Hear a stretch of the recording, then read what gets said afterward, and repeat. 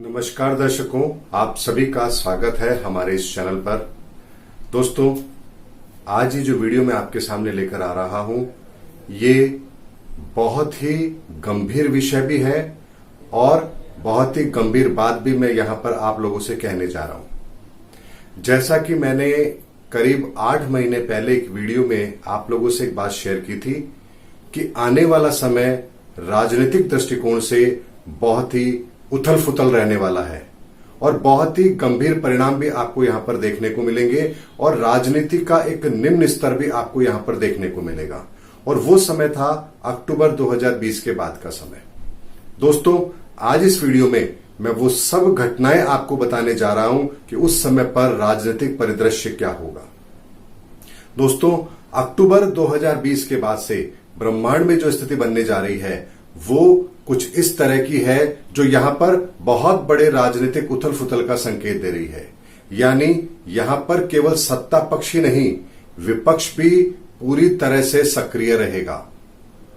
यहां पर एक चीज और देखने वाली है दोस्तों कि उसी समय पर बिहार के चुनाव भी होंगे और बिहार के चुनाव के परिणामों से पहले भी और बिहार चुनाव के परिणाम के बाद भी यहां पर आपको बहुत बड़ा राजनीतिक गठबंधन देखने को मिलेगा।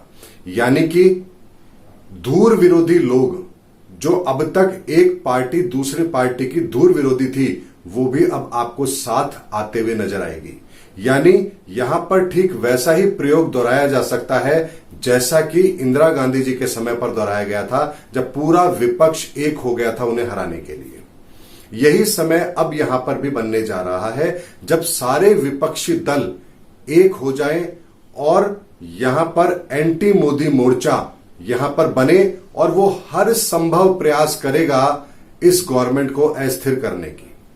और दोस्तों, यहां पर एक चीज और है, वो बहुत ही इंटरेस्टिंग भी है और समझने वाली भी है। यहां पर बीजेपी के अंदर भी विरोध होगा। यानी बहुत से ऐसे एमपी एमएलएज होंगे जो बीजेपी के खिलाफ होंगे, बीजेपी में रहते हुए। यानी यहां पर जो माहौल होगा, उन्हें लगेगा कि शायद इसकी वजह से प्रधानमंत्री नरेंद्र मोदी जी को बहुत बड़ा डेंट मिलने वाला है या उनकी लोकप्रियता में बहुत ज्यादा कमी आ जाएगी। शायद वो अब राजनीति के अंदर इतने सक्रिय नहीं रह पाएंगे। ऐसी स्थिति का वो आकलन भी करेंगे और यहां पर उसकी वजह से वो लोग विरोध की रणनीति भी अपनाएंगे, जिसकी वजह से विरोधी पार्टियों को भी बल मिलेगा। और यहां पर एक महागठबंधन होने की संभावना बनती है, जिसके अंदर बीजेपी के लोग भी शामिल होंगे, विपक्ष के लोग भी शामिल होंगे और एक तरीके से ये वो स्थिति होगी जैसे महाभारत काल में आपने देखा होगा कि एक तरफ कौरव थे और एक तरफ पांडव थे। यानी ठीक पूरी स्थिति इस तरह की होगी जहां आपको केवल 2 धड़े दिखेंगे, एक वो जो मोदी के साथ हैं, एक वो जो मोदी के अगेंस्ट हैं। और इसका एक ऐसा विकराल रूप आपको देखने को मिलेगा जहां पर किसी भी तरह की राजनीतिक घटना को अंजाम दिया जा सकता है। और इसको नियंत्रण में लेने के लिए प्रधानमंत्री नरेंद्र मोदी जी द्वारा भी कोई विशेष बड़े कदम जरूर लिए जाएंगे, जो हो सकता है आपको थोड़े समय के लिए नेगेटिव लगे, लेकिन उनका इंपैक्ट इस परिस्थितियों का सामना करने के लिए बहुत जरूरी होगा। क्योंकि इतने बड़े माहौल में जब देश में अस्थिरता का वातावरण बने तो उसको कंट्रोल किया जाना भी बहुत जरूरी है। और यह घटना होगी जरूर दोस्तों। अक्टूबर के बाद से राजनीतिक अस्थिरता आपको देखने को मिलेगी। हालांकि इसके अंदर किसी भी तरह से गवर्नमेंट को कोई खतरा नहीं है। हां, लेकिन विपक्ष को इसके बाद में एक बहुत बड़ा सेटबैक जरूर मिलेगा, क्योंकि यहां पर उनके मंसूबे कामयाब नहीं होंगे। और 4 से 5 माह का समय होगा जो वो यहां पर अपनी पुरजोर कोशिश करेंगे, चाहे वो सोशल मीडिया के माध्यम से हो, रैलियों के माध्यम से हो, फेसबुक व्हाट्सएप के माध्यम से हो या किसी और तरीके से हो, चाहे अशांति फैलाने के प्रयास हो, लोगों को भ्रमित करने का प्रयास हो, हर वो हथकंडा अपनाया जाएगा जो सिर्फ और सिर्फ भारत की राजनीति में अस्थिरता पैदा कर सके। और ये प्रयास जरूर किए जाएंगे और इसका जो पीक होगा वो नवंबर से लेकर फरवरी माह के बीच का होगा। यानी नवंबर 2020 से फरवरी 2021 के बीच का वो समय होगा जब ये चीज अपनी चरम सीमा पर होगी। तो देखना दोस्तों, यहां पर बहुत इंटरेस्टिंग होगा कि उस चुनौती का प्रधानमंत्री नरेंद्र मोदी कैसे सामना करते हैं।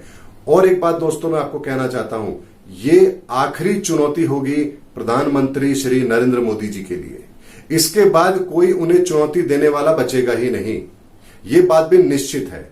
अब इस चुनौती का वो कैसे सामना करते हैं, चिर परिचित अंदाज से सामना करते हैं या कोई डिफेंसिव मोड में आके सामना करते हैं या फिर कोई नया तरीका वो अपनाते हैं इस विरोध को शांत करने का या इस विरोध से मुकाबला करने का, ये देखना बहुत महत्वपूर्ण होगा, क्योंकि वही तय करेगा कि उनका आगामी भविष्य किस तरह से किस दिशा में आगे बढ़ेगा। लेकिन चूंकि उनकी पृष्ठभूमि में अच्छी तरह से जानता हूं और कुंडली का एनालिसिस मैं पिछले 4-5 साल से लगातार उनका करता आ रहा हूं, तो मुझे पता है कि वो इस चुनौती का सामना भी बहुत आसानी से कर लेंगे। दोस्तों, ये बहुत ही कठिन समय होगा हम सबके लिए भी, क्योंकि जब जब देश में अस्थिरता का माहौल होता है तब तब फाइनेंशियल लॉसेस भी होते हैं। ऐसे में आपको शेयर मार्केट में भी बहुत बड़ा करेक्शन देखने को मिलेगा और फाइनेंशियल तौर पर भी ये समय बहुत सावधान रहने वाला है। ऐसे में हम सबको सतर्क रहना चाहिए और ये समय चुनौतियों का है और रहेगा। और सबसे बड़ी इंटरेस्टिंग बात इसमें यह है कि इस बार यहां पर बीजेपी के अंदर से भी विरोध की स्वर उठेंगे और हिंदू जो लोग अपने आप को अब तक कट्टर हिंदू कहते थे वो भी बीजेपी के अगेंस्ट आपको खड़े होते हुए नजर आएंगे। यानी यहां पर चौतरफा हमला होगा, इसमें कोई दो राय नहीं है। यानी जिसे अब तक बीजेपी अपना वोट बैंक मानती थी वहां से भी विरोध के स्वर उठेंगे, हिंदुओं की तरफ से विरोध के स्वर उठेंगे, मुस्लिम कम्युनिटी तो पहले से उनके विरोध में है, राजनीति के अंदर भी उनके अपने दल के लोग उनका विरोध करेंगे और विपक्ष तो है ही। तो एक ऐसी गंभीर चुनौती है जो आने वाले समय में प्रधानमंत्री नरेंद्र मोदी जी को बिल्कुल आगाह करती है कि बहुत सावधान और सतर्क रहना है, क्योंकि उनके जीवन की सबसे कठिनतम चुनौती अब उनके सामने आने वाली है। और दोस्तों, बहुत दावे के साथ ये बात मैं कह रहा हूं क्योंकि ग्रहों की स्थिति यही संकेत दे रही है और ऐसा होगा भी जरूर, क्योंकि अभी जो हमने देखा है वो केवल एक छोटा सा ट्रेलर था, पिक्चर अभी बाकी है। यानी इस कोरोना महामारी के दौरान जिस तरह की परिस्थितियां पूरे विश्व में बनी है, इसी का दूसरा रूप हमको उस समय देखने को मिलेगा। ये महामारी का रूप नहीं होगा, ये वर्चस्व की लड़ाई होगी और इस वर्चस्व की लड़ाई के अंदर कौन जीतेगा ये देखना बहुत इंटरेस्टिंग होगा। लेकिन इसमें जीतेगा वही जो देश के साथ होगा, न्याय के साथ होगा, लोगों के साथ होगा, ईमानदारी के साथ होगा। बेईमान षड्यंत्रकारी लोग और विरोध की राजनीति करने वाले लोग, उनको यहां पर जरूर जवाब मिलेगा, क्योंकि ये सब कुछ परिवर्तन शनि के कारण से होने जा रहा है और शनि कभी भी अन्याय का साथ नहीं देता है, ये बात निश्चित है। तो ऐसे में यहां पर हमें भी अपनी अपनी भूमिका तय करनी होगी कि हमें किस दिशा में जाना है और ये बहुत ही विवेकपूर्ण निर्णय होगा हमारा कि हम कहां खड़े हैं। हम धर्म के साथ खड़े हैं या अधर्म के साथ खड़े हैं। धर्म और अधर्म की परिभाषा व्यक्तिगत अपने अपने स्तर पर हर आदमी तय करता है। यहां मैं अगर आपसे ये कहूं कि ये धर्म है ये अधर्म है तो ये बेईमानी होगा। आप स्वयं विवेकशील हैं, अपने आप निर्धारित कीजिए कि देश के लिए क्या सही है, आपके लिए क्या सही है और आने वाले भविष्य के लिए क्या सही है, और उसी के आधार पर अपना मत निर्धारित कीजिए कि आपको किस दिशा में खड़ा होना है। लेकिन ये समय आने वाला बहुत चुनौतीपूर्ण है और बहुत गंभीर भी है, इसीलिए इस सब्जेक्ट पर एक वीडियो बनाकर लाना बहुत जरूरी था जो मैं यहां पर लेकर आया हूं, क्योंकि मुझे रोज 100 से 150 लोगों के यही क्वेश्चंस आते हैं कि आपने राजनीतिक तौर पर एक भविष्यवाणी की थी कि आने वाला समय बहुत खराब है, तो उसके संदर्भ में कृपया डिटेल में बताएं। तो आज इस वीडियो में मैं आपको पूरी डिटेल में बताने जा रहा हूं कि राजनीतिक विरोध होगा, पार्टियों का गठन होगा, नई पार्टियों का उदय होगा, पुरानी पार्टियां आपस में जुड़ेंगी, बीजेपी के अंदर से विरोध होगा और न जाने कितनी ऐसी चीजें होंगी जो आज से पहले शायद हमने नहीं देखी हो। ये ठीक उसी तरह का समय होगा जैसे पूर्व प्रधानमंत्री इंदिरा गांधी जी के समय पर पूरा विपक्ष एक हुआ था और उसके कारण से उन्हें इमरजेंसी जैसी चीजों का भी सहारा लेना पड़ा था। लेकिन यहां पर इमरजेंसी तो नहीं होगी, लेकिन उसके समकक्ष कोई दूसरा कदम भी जरूर उठाया जा सकता है, यह बात निश्चित है। इस बारे में दोस्तों मैं डिटेल में यहां पर कुछ नहीं कहूंगा, क्योंकि ये कहना बिल्कुल भी उचित नहीं होगा। मुझे पता है कि वो क्या परिस्थितियां हो सकती हैं, लेकिन सार्वजनिक तौर पर उन परिस्थितियों का विवरण नहीं दिया जा सकता। हां, इतना जरूर है कि यहां पर बहुत बड़ा कुछ होने वाला है। ग्रहों की स्थिति यही बता रही है और हमें सावधान भी रहना है, क्योंकि जब स्थितियां अनियंत्रित हो तो व्यक्ति को कठोर कदम भी उठाने पड़ते हैं और वो कठोर कदम क्या होंगे ये वक्त आपको बताएगा, क्योंकि अब ज्यादा समय नहीं है। आने वाले 5 से 6 महीनों के अंदर ही आपको ये सब घटनाएं घटित होती हुई नजर आएंगी।